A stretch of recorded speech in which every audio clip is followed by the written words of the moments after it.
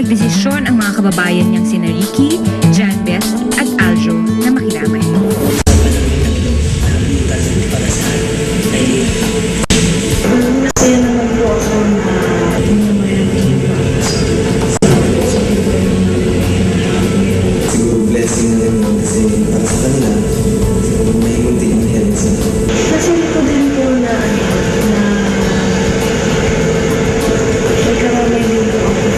Dorm ng mga proteges, isang aksidente ang nasaksihan ng mga Surcado sisters. After po kasi namin kumain po, magtututbrush na po sana kami sa Lina.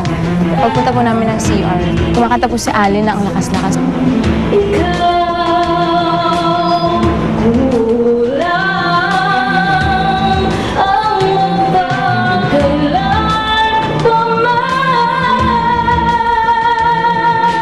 Saktong pagbukas po namin ng pinto, sakto naman po nabagsak ni Ali.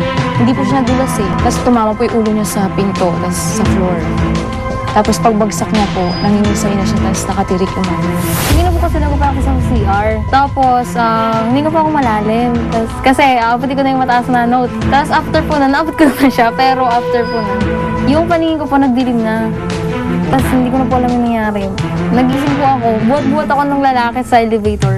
Tapos nasa ospital na po kami, chinek po yung dugo ko, baba po yung hemoglobin ko. Siyempre, tumatak ko sa isip ko, sana wala to. Normal lang, ganyan, bigla lang nahilo, ganyan. Kasi may protein pa eh, lalaban pa ako. Makapag-perform kaya siya pagdating sa face-off? Bukas, abangan ang pasabog ng mga emosyon dahil sa tumitinding kompetisyon kasabay ng paghahanda ng mga proteges sa face-off.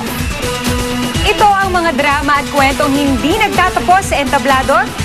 Ito ang Inside Prodigy.